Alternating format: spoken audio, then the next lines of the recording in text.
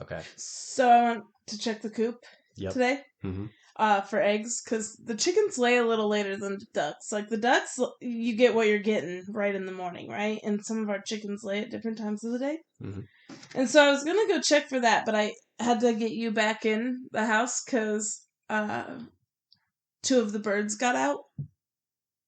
And I needed help wrangling the rooster in the Buff Orpington, Sharkeisha. Yep. And so that's when we got the rooster, and he was actually really easy to get in. And then we were looking for Sharkeisha, and she's in that spot under our house. Yeah, under the porch. Yeah, and what did you picked her up? Oh yeah, so kind of when I looked under and we saw her under the porch, I knew right away she was laying eggs under there. Uh-huh. So there's like a big leaf pile under this area on the porch, so it's a good nesting spot. But she was definitely laying an egg, and then once we picked her up, there was just a whole stash of eggs under her. So her and all of the other hens have been laying their eggs. Not all, because there was one in the coop. There was one in there, but there was probably about eight or nine eggs underneath. Green, white, brown, like every color egg we get, they were there. Yep. If they have access to that spot, they're going to go lay their eggs there, which I'm actually okay with. That's not a terrible spot. But, I don't know. I think that's always fun. I saw it was either a Facebook reel or a YouTube reel. I don't remember, but it was people that had they had a bigger coop. And in the bigger coop, they had an overhead area that they didn't really have access to. It was more of like a structural area for the roof. But either way, the hens would jump up there, and they were laying their eggs in like this area, like the highest point of the coop. And when the people discovered it, there was like hundreds of eggs up there. And how were they getting up there? Their chickens were jumping up there, but then rafters? It was kind of like a rafter, but it was like I was saying, it was more of like a structural piece. So it was like they had like a flat ceiling in their coop, but there was a way that you could get up in there. And I guess they assumed the hens weren't going to jump up there, but they were, and they were laying eggs up there. Hundreds, you said. Yeah, well, up there. It was probably it was probably over like a long period of time. There's probably a handful of them jumping up there to lay them, but there's all kinds of eggs in the rafters of this. Well, because you think if there's only a couple going up there, and there's still a few laying down there, you wouldn't think to check anywhere else or be like, oh, why isn't this chicken laying? You kind of think you get what you get, right? Yeah. It's funny. So it's funny that we found Sharkeisha, that spot, and now all our heads are, because the original nester was your girlfriend. Yes. So my girlfriend was our neighbors 2 doors down. They have geese. They have a flock of geese that they free range. And when we first moved into this property, the geese would wander over into our yard, and we didn't mind, obviously, because they weren't aggressive. Yeah, they're not aggressive geese. They away. just sunbathe in the yard, whatever. But one of the female geeses would get under the porch in the same spot where we found the chicken eggs today. And she would lay a giant goose egg every day. So every morning I would go out there and get a goose egg from geese that weren't mine. So I thought it was funny. And he was always so excited. So I called her his girlfriend because she kept leaving him presents. I like goose eggs because they're big. Yeah. It's such a preposterous egg. Well, and dude, I want geese just to have giant deviled eggs again. Yeah. Because that giant deviled egg you made was awesome. Yeah. Because at every Thanksgiving, what do you want more of? Deviled eggs. Imagine a deviled egg that it takes 5 or 6 bites to eat. It's called heaven, Jake. It's called heaven. Yes. Also, I love that you said geeses. Yes. Geeses. But why is the plural for goose geese, but the plural for moose is moose? And not meese. I know, I'm gonna call it meese. Yeah. There's or I was gonna say mouse and mice, but no. Yeah. Moose should be meese. It's okay. I like calling my feet my foots. Foots. Yeah, my foots. I like calling teeth toofs. Or teeths. We know someone who does that, because every time she's looked at our dog's teeth, she goes, toofers. Mm-hmm. Yes. So Merlin. Oh yeah, update on Merlin. Still trying to get murdered. Yep, Merlin. So last week we talked about how he got kicked out of the flock. He got his ass kicked by our big our big black copper marrow rooster. We gotta name him. I know we do, but so Merlin got his ass beat.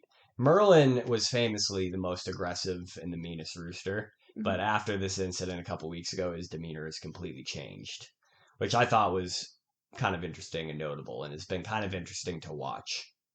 But since then, we separated him out, put him in his own pen, and are kind of just like monitoring him, letting him heal, and figuring out what the hell we're going to do with him, because we can't put him back in the big coop, because that big rooster is going to kill him. Well, and I let the other birds free range, and that big rooster was just circling his enclosure the whole time. Yeah, that big rooster wants Merlin dead.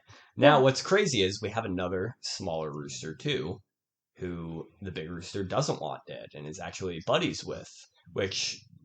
Shady used to be buddies with Merlin, and they used to be a team, and they used to be friends. Shady has now made an alliance with the biggest rooster, obviously because he's the biggest rooster, and they have decided that Merlin is public enemy number one, and they fucked his shit up the other day. I think Merlin started it. Probably. Because why else is the big rooster not being mean to Shady and not being mean to us? He's never attacked us either, which I think is notable. Like, he doesn't even attack me when I go for the hens. Yeah. Because I went today for the Silky right in front of him, and nothing. Yep. Now, Shady came after me for doing that. They don't like when I touch Portia. Yep. And now, what we said last week, too, is we're aware that the issue is that we need more hens and that we shouldn't have 3 roosters with as small of a flock we have. But given the situation that we have, we're gonna see if we can make it work and see if we can kind of tweak their behavior. And we're gonna kind of experiment and figure something out with what we have. Now, well, because I think the best way to put it, though, instead of like experiment, the best way to put it is we're trying to find a way that we don't have to get rid of any of these birds. Yeah, and because, I mean, we can get rid of them and we can, I don't know, I don't well, like... Well, getting rid of them is culling them or giving them to someone who's going to cull them because no one wants roosters. Yeah, no one wants a mean rooster, too. Yeah. So it's like, yeah, you just, and because to me, I don't like giving animals away to like some of the, especially people that are willing to take mean roosters. I'm like, the chances of it having a good life are probably pretty slim. Yeah. I would feel better knowing it's dead and not suffering. Exactly. So we're trying everything in our abilities to keep 3 roosters, and we know we need to get more hens. That's in the plans.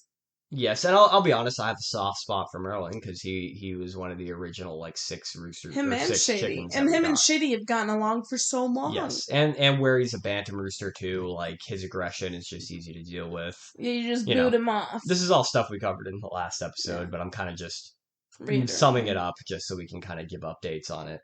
But as of this week, like you said, you saw the big rooster is now circling that enclosure, is still like hell bent on killing Merlin. So I think integrating Merlin back into the flock is going to be pretty unrealistic. So we got to kind of I mean, the only thing I can really think of doing right now is continuing doing what we're doing, keeping them separated, and maybe the big rooster will forget a little bit about. We got to give it time to see if we can get that big rooster to forget about wanting to kill Merlin, and then we can start reintegrating him. So does that mean not letting them free range for a while? Maybe. Or my other thought was going to be to move that portable pen to the outside of the main run, so that way they can see each other, but they can't get to each other. Mm-hmm. That might make it worse. I'm not sure, but I don't know. It's definitely. I mean, worst case scenario that I can imagine is like Merlin's going to get his own little coop, and he's going to run around the yard all day. And that's gonna be his best life. He's just gonna have to live separately from everybody else. Because now that he's apart, like he's so sweet to us, and he was the most aggressive. And I thought that was an interesting thing too to kind of think about as well. Is like, okay, well, when this happens, they clearly have a capacity to correct their behavior. Mm-hmm. So how can we, without beating the fuck out of them? How can we kind of take advantage of like, okay, well now he's nice, and that's the kind of rooster we want. How do we kind of take advantage of that and maybe integrate that into the flock. I don't know if that makes sense what I'm trying to say, but that's kind of just been what I've been thinking about the past week. And then just really all we can do is keep them separated and kind of observe their behavior and figure out how we can either reintegrate or just the plan going forward. Well, and I still don't think that the big rooster's the most aggressive. He's not. Now it's Shady. Yeah. But Shady's again, always been kind of aggressive. That big rooster's but never again, attacked the us. benefit of having bantam roosters, I will stress this. If you can pick and choose your rooster, get a bantam. Because a bantam rooster, like, even if they get aggressive with you, they're still protecting the hens, but they're aggressive with you. Like, if you have your boots on, all you have to do is put your foot up. Yeah. And then they'll attack your foot, but you ain't gonna feel anything. Yeah. And then when you're ready, you just shoo them off. Like, I've never had to be super strong to get one of those bantam roosters off. But it's a little more intimidating when it's a big rooster, like when we had Radagast. A big rooster can get a little more height on you. It can get up, get your arms, get your legs. Like the bantams can't really and do bigger that. feet, so bigger talons and that kind of stuff. But like when a big rooster charges you and he kicks you in the side, you kind of feel it, whereas like you don't really feel the bantams. No. Like it's like, oh, but no, we picked up that big rooster today, and he was so like he just as soon as you had him, he relaxed right in your arms. Yeah. Like as soon as you grabbed him, there was a little bit of a fuss, and then relaxed. And Shady'll still try and peck you, but you like touched his beak, like the big rooster's beak, and you're messing with his comb and stuff, just to like, Yeah, just to get him used to us touching him. Mm-hmm. Because I mean, I hate to say it, even if he is hyper aggressive to the other roosters, but he's still nice to us. Like we know he's gonna protect those hens. Yeah. That's unfortunately that is, it sucks for the two roosters, the little roosters that I like, but that's still a good quality. I can't. Well, and we like him rooster. too. We like the big rooster too. We like all our roosters.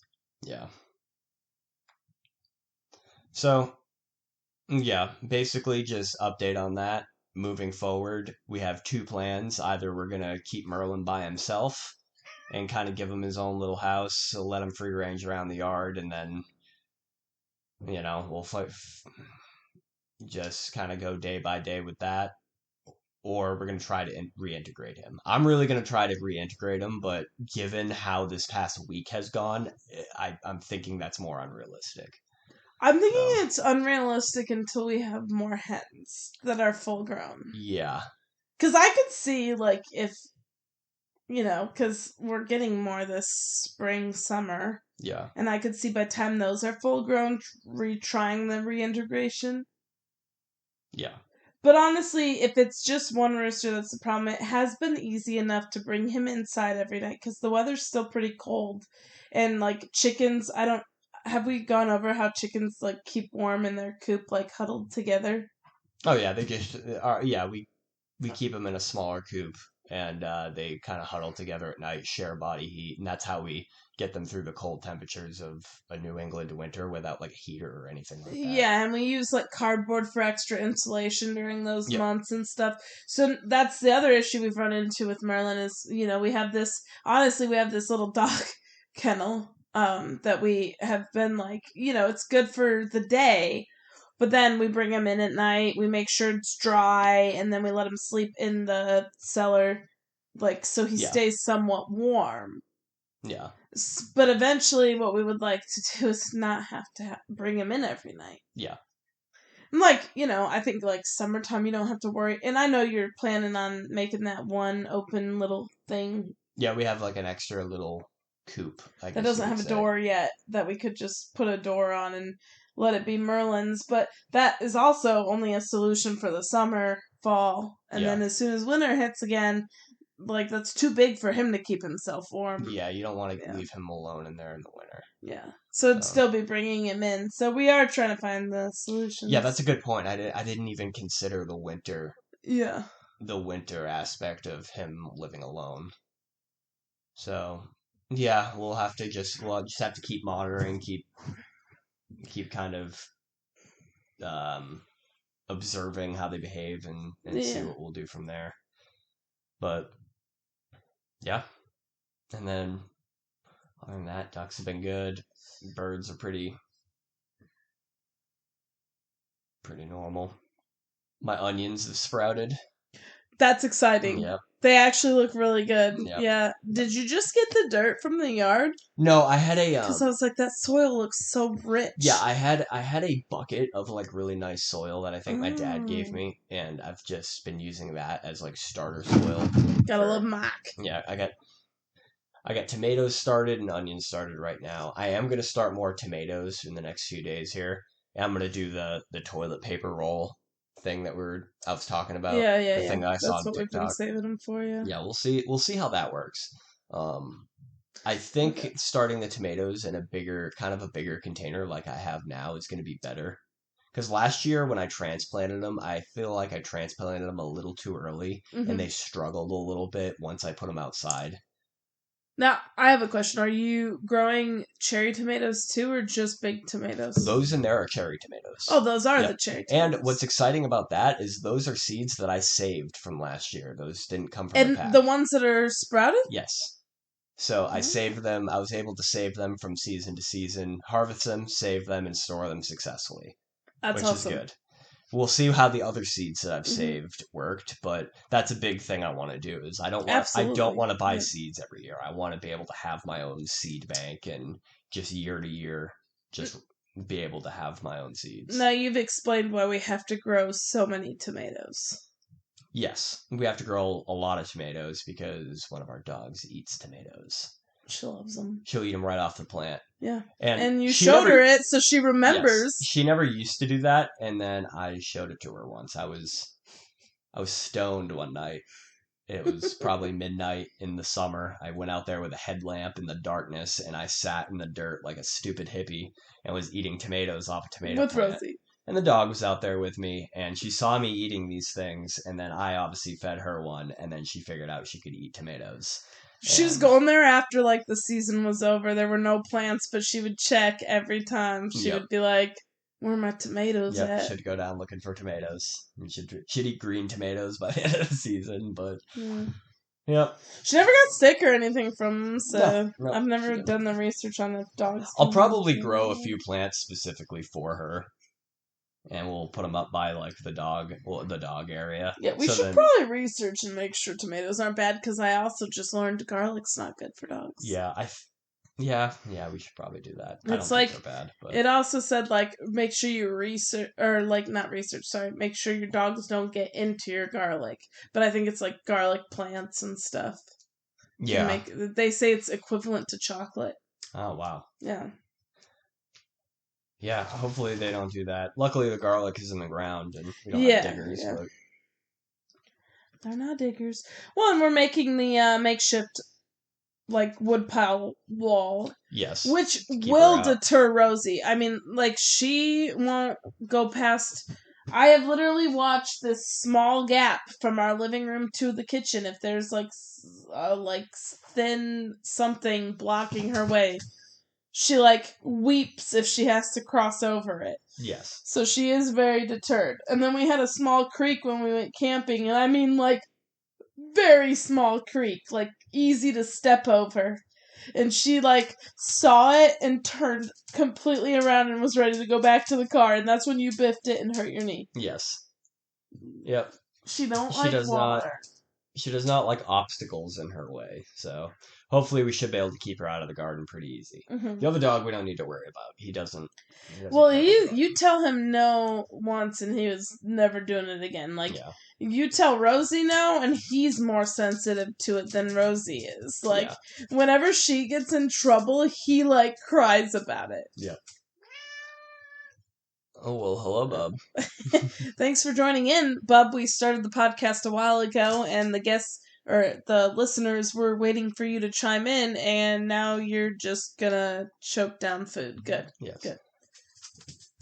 But, yeah, the garden's been coming along, been building the rock wall, building the woodpile wall, and really all I'm doing now is we're gonna build a wall. Building walls. Gotta keep out the rosies. But Yeah, I mean, really, I'm just raking up all the sticks and leaves that are in there now. I gotta turn up the soil. You've done a lot. I Yeah. honestly wish we had before and after pictures. Yeah, I thought We about should that, have done but that. Yeah. I don't know why I didn't. I should have. Honestly, I bet we have a picture of our yard, like whether I was taking a picture of the dogs or something, that shows where all the brush is and stuff. I Yeah. bet we do have a before picture, and then we'll have our after pictures, and we'll just have to do progress updates and stuff. Yeah. Because you have done a lot of work there, and it looks great. Hmm. Yeah, I mean, if the weather's good tomorrow, I'll do some more clearing and raking, and I think it's supposed to be we like still got this tomorrow. we've still got about another month before we have to start putting stuff out there. Honestly, the onions, I'm planning where the onions are at right now, probably about 3 more weeks, and then I'll move them outside. We just need a couple good burn days, Yeah. too. Get rid of all those thorns. Yep. I didn't realize they had thorns when I came out to help you that one time, and I had no gloves, and I Yeah. cried. Just kidding. I cried. But Yep. Garden's doing good. Chickens are doing good. and more excitingly, the pickled eggs are doing good. Oh yeah. That new, well, it's not a new recipe. It's a minor tweak to the Yep. old recipe. The only thing I did different with this pickled egg batch is I used a variety pack of hot peppers rather than just jalapenos. Because they were out of jalapenos. Yeah, and then I mixed onion powder in with the brine. Ooh. So, yeah. So And honestly, fancy. it came out better than the original one that I was making. So. And what did we do today? Today we got more jars. Bigger jars. Yeah, bigger jars, and yeah, we'll keep making it. I've honestly been loving it, and like on days where like, because sometimes I just don't have an appetite. Yeah. But like I know I need a good source of protein. Like people will be like, "Oh, go eat a piece of bread or something," and I'm like, that does nothing for me. Like if I eat bread, I'll still like be, like shaky or just not feel right. I have to have protein. Yeah, no, I'm the same way. And so like eating one or two of those eggs that are already preserved, like not preserved but pickled, and yeah, it's just good. There's when you have a plethora of eggs, just regular like scrambled eggs or even regular boiled eggs, it just gets so boring after a while. And it does, is like scrambled eggs over easy. We've done them over and over again. Having something that has a little bit more flavor to it is I nice. do think we could get better about omelets, like if we had more veggies, especially if we grow veggies in the garden this year too. Yeah, because we don't actually buy a lot of produce. Like I don't know how much we buy. A lot of bell peppers. I think that's the most. Some onions here and there. I think if we grow a lot more, we'll be saving eating a lot more. We'll incorporate more into our diet. But I think that's kind of what I'm thinking. Yeah, and I think that's why, like because I've had some really good omelets, but we never have things on hand to really make good omelets. Because, there's also like chorizo and bacon and that kind of stuff in omelets. Mm-hmm. But like I've had a good veggie one with like green peppers and even onions, and I'm not a big onion person. It's like the texture, but I'm excited. I'm excited to see how we do. And how much we can grow. And the best part is, we might have errors this year, and hopefully every year we continue to do it, it gets better and better. Yeah. And I've mentioned this before. The main goal for this season for me is to grow enough produce that we have to can it and preserve some. Yeah. That's it. Like, I understand it's probably not going to last us, like, all winter or, like, until next season. But as long as we produce enough to start preserving, then we can scale up next year. We can add stuff to and also too, this year we're doing quite a big variety of different stuff. We'll get a better idea of like the stuff we eat, like what stuff we need to produce like in mass quantity and what stuff we don't really need to produce. So I do think we're going to need a lot of cucumbers because we love pickles, and we especially love those hot pickles. And it would be awesome to make some of those. Yeah, we can do that. Squash, too. Squash is easy to preserve. It lasts a long time just on the shelf, and then the stuff that we can will obviously be after, like, all the stuff on the shelf is gone. Well, because do you think... Okay, so how, you've made the squash, like the country potatoes? Yeah. But you know how you've also made the country potatoes, like, from canned potatoes? Yeah. Do you think you could can squash chopped up like that? Yeah, I do. That's exactly what I was planning on That would doing. be the goal, because that is the best way to freaking eat that. Yeah. Yeah, I agree. That was so good. Mm-hmm. You're just doing butternut squash, or are you doing acorn too? I love acorn. I can do acorn as well. I don't know how you'd preserve acorn. I like acorn where you just chop it in half, you put butter and cinnamon sugar on it, and or brown sugar. Acorn might not be one we preserve. We might just preserve the butternut, but yeah, acorn would just be cool to have a couple of them to have that, because it's like a dessert, but it's like healthy. Yeah. Well, other than the butter and the brown sugar, but like it's not as bad as like eating cake, I guess. Yeah. Luckily, I don't have much of a sweet tooth, though. I'm more savory. That's my weakness, like chips and salty and... Yeah. But I've cut it... We've cut back on a lot of snacks, actually. We have not been buying snacks as often. When we go grocery shopping, we usually do the stuff out of necessity. Mm-hmm. I don't know what... You're talking snacks, and we're also just talking preserving, too, and it brought my mind to... One thing I want to learn how to do is I want to make chips out of stuff. I don't know if, like... Have you ever seen those, like, veggie chips my mom gets? It's like, there's like... I'm the one who showed your mom those chips. They're so good. They're from BJ's, it's so easy. You just, like, you shave them down, you bake them, you salt them, and I'm like... And they're dried. I bet those preserve really well, too. I'd like to get a dehydrator, too. Yeah.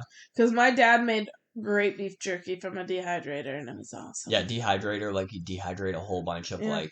Fruits and veggie stuff. Like, yeah, because I like banana chips are one of my favorite things. Yeah, I love those.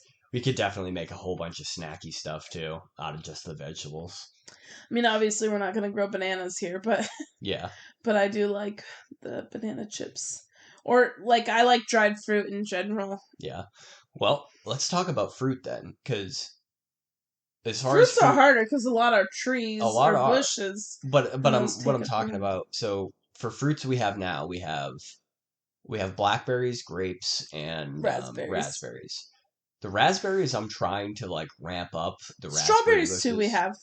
We do, yeah. We've had bad luck with something eats those. Yeah, we gotta figure out how to. Because one, I think to have more strawberry plants, we need to put them in a patch. Mm-hmm. But also, we're gonna run into the same issue as like what we did last year. Is something comes around and eats them. So I've seen this lightweight netting you can get to keep like critters out of it. Well, we have all that netting too that used to be in the chicken coop. We could probably make something up to protect it. Mm-hmm. I just don't know where to put it because once we plant those, it's going to be there year after year after year. Yeah, and I think this year we just don't worry about that. And then, like, if we have a big issue with critters getting it, then we start making the changes where... Because I also don't want to make our yard super ugly to do this. I know that's superficial of me. No. But...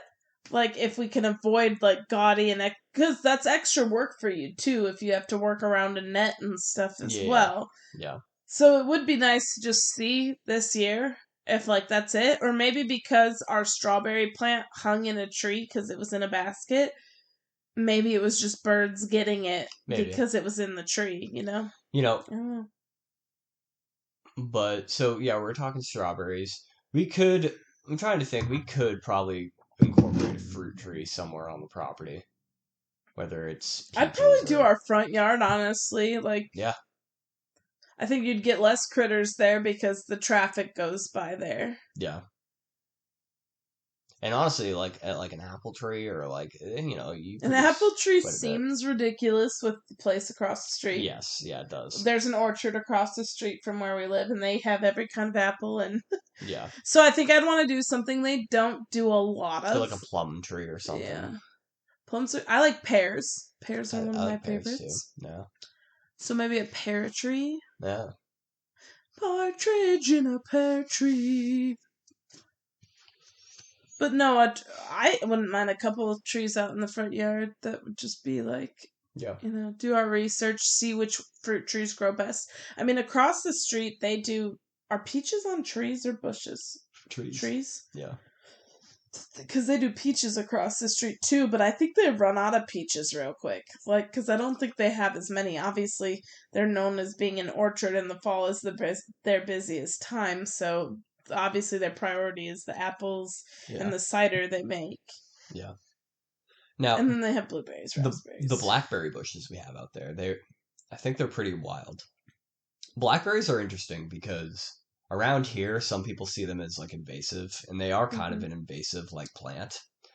And I discovered the blackberry bushes we had out there when we first moved in, and then last year I really like maintained them to like get them to spread and be healthier. So this spring we should get a pretty big harvest. We didn't really get much of one last year, but that was also because I don't know, like the plants just weren't really being taken care of. So I'm very interested to see how they do this year. We do also have to see how much our chickens, because our chickens were all down in that garden area that you're planning out. So there probably is a degree that they were eating those before we even saw any progress, too. They were definitely eating the strawberries. I know that. And I thought the raspberries, too. Or not the strawberries, the raspberries is what I meant. Because the strawberries were up high. Yeah. They were dedefinitely eating the raspberries. But the raspberries are only like, there's only 2 bushes there. And it's right by their coop, the raspberry bushes. I harvested a bunch of seeds from some raspberries last year, and then, like I've mentioned before, I was keeping them in the fridge. I was stratifying the seeds. I'm trying to like start a bunch more raspberry plants. Remind me what stratifying is. Is that where they go through a winter season? Yep, it's where you mimic a winter. So I tried doing that, and they're planted right now with the onions and the tomatoes in there, but I haven't had any sprouts or anything like that. So I don't know if it's going to work, but it also could be that raspberries take longer to germinate than than tomatoes and onions. So it could just be a waiting game. So I'll keep watering it for now, and we'll see if I can get something to sprout. And if I can, then we can move it out into there and we can actually build like a decent raspberry patch. Yeah. I don't know. I'm excited to see what works, what doesn't work, and yeah. How's your rope making going now that we got new? Pretty good, actually. I did a little bit today, and I noticed something. So the stuff that I made last fall, like looking at it now, it's super durable, it's clean looking, it's really nice. I think after you actually weave it, you have to let it sit and dry and set longer for it to actually be durable. Because I was looking at it and kind of like comparing it today, and I was like, okay, well, why does this one look so much better from like the one in the fall towards like the one that I'm making now? It's made out of the same stuff. And I think there's like a certain period of like setting and like drying, and I don't know. I don't know the word for it, but I'm kind of just like, that's what I'm doing now. I'm watching and experimenting. Part of me wonders if, like, actual rope, is there, like, any adhesive to making actual rope? Well, yeah, some like, rope makers, after they twine it all together, they'll dip it in something, and then that kind of helps put it all together. But what I've also noticed is, too, is because, like, last year, I used the Fragmite leaf. I'm using the Fragmite leaves now, too. But last year I also used salt marsh grass, which is like a long like grass-like, and that worked really well to like twine together. But after I twined it together, it wasn't that durable. But after leaving it all winter and letting it just sit, it's durable now. So salt marsh grass might also be really, really useful to use it as well, or useful to use for twine making as the Fragmite leaves are. But the twine making thing is, again, it's trial and error, just like a lot of the stuff we're doing here. Well, I wondered if like you could find almost a natural adhesive like sap or like something like that. I know a really good adhesive is pine sap. You can use pine sap almost like glue. Pine tar, I think, is what it's also called. But I don't know how well that would work in I also because here's my thing too, is it's like, because if you use the wrong amount of adhesive, then you're just gonna have a rod, right? You're not gonna have something that's rope like that you can tie or not, and flexible. That's a good one. So I made a whole big strand today out of the Fragmite leaves, and I'm just gonna leave it, let it sit, and let it set like the other one did. Because that other one that I made from last fall, like I was saying, it's more durable now than it was in the fall. Could you whip me with it? Yeah, I could. But yeah, we'll see. We'll be What are those things? Rosie? These things. Those are dogs, Erica. Have you ever seen them? That one doesn't look like a dog. That one looks like a potato. Yeah. I gotta get some potatoes too. I want to plant those this year. What are you thinking, Watson? He's like, okay, you guys have been talking long enough. Come here, buddy. You want to come up here? No? Yeah, we can call it here. Just whine? This is good enough. You're good enough. Yeah, I am.